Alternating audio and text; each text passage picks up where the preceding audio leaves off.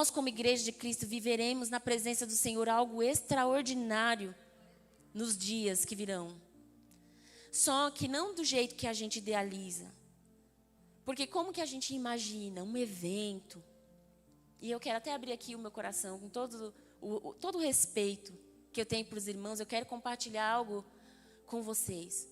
Eu tenho criado dentro de mim um sentimento muito ruim com eventos. Muito ruim. De verdade.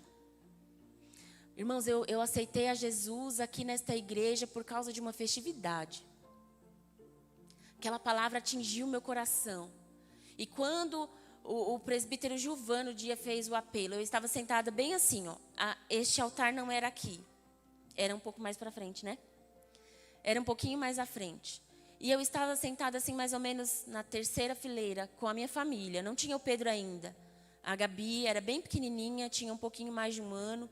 O meu esposo e eu. Nós estávamos sentados ali, ó, mais ou menos na terceira fileira. E aquela palavra entrou como flecha no meu coração. De uma maneira que eu falei, como eu nunca fui tocada pela palavra dessa forma.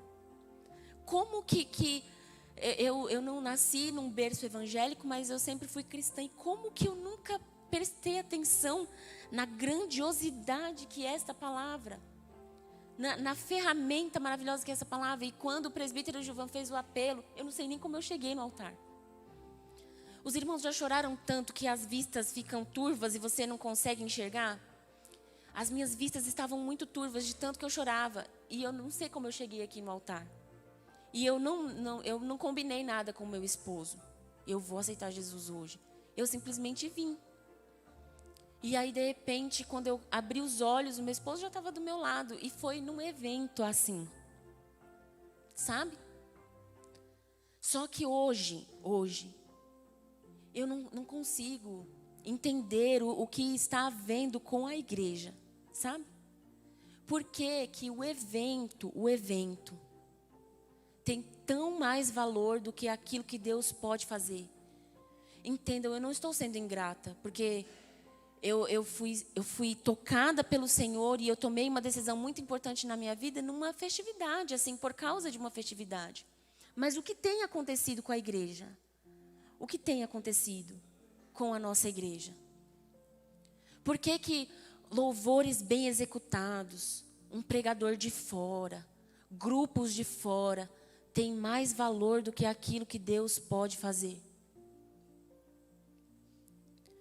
Por que que uma estrutura... Hoje, por exemplo, irmãos, nós temos que ser sinceros, né? Quando a gente chega na igreja para cultuar a Deus e que a gente vê que não tem ninguém ali, não dá uma tristeza? Não dá?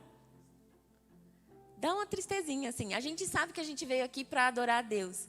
Mas é que o costume de ter um teclado, o costume de ter um violão, o costume de ter os músicos, o costume... Para as irmãs não faz muita diferença, né? Por causa do playback. Mas não dá uma coisa assim... Por que que isso tem mais valor para mim do que a presença do Senhor que já está aqui? Por que que a gente dá tanta importância para essas coisas que, sinceramente falando, se a gente não começar a desconstruir, se a gente não começar a voltar aqui, ó, para a palavra, entender o que de fato é culto, nós corremos risco de, naquele grande dia, o Senhor olhar para nós e falar assim, ok, vocês estavam lá para me adorar, mas eu não pedi nada disso. Tem coisas que é a gente que cria. E a gente cria com a melhor das intenções. Tem coisas que a gente faz com a melhor das intenções, para honrar a Deus, para elevar o nome dEle, para que o nome dEle seja salvo. Mas, e se, assim como ele falou com Ezequiel duramente, um dia ele virar para mim e falar assim, eu não pedi nada disso para você. Eu só queria a sua vida derramada diante do meu altar. Eu só queria a sua família na minha presença. Eu só queria que a sua casa fosse um culto. E se o Senhor começar, como falou assim com Ezequiel, como falou com aquele povo, falar assim, eu não pedi essa estrutura para você. Eu não pedi um uniforme. Eu não pedi uma roupa bonita. Eu não pedi um arranjo bem feito. Eu só queria ouvir a sua voz me adorando. Eu só queria ouvir a tua canção dedicada de coração para mim. Eu tenho me perguntado a respeito dessas coisas. E o Senhor tem dito, eu vou fazer na minha igreja. O Senhor, Ele tem colocado isso no meu coração, irmãos. E é impossível falar sobre isso sem um senso de urgência de que isso aconteça. Não vai acontecer assim num evento. O avivamento que o Senhor tem nos prometido, uma igreja restaurada da maneira que o Senhor tem nos prometido, uma igreja sadia, que vai de fato levar a graça, que vai falar de salvação, que vai fazer com que pessoas se convertam a Cristo, não vai acontecer dessa forma.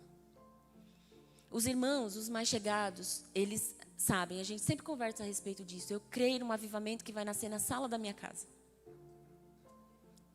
Na sala da sua casa, Adriana. Eu não vou estar lá para ver. O pastor não vai estar lá para ver.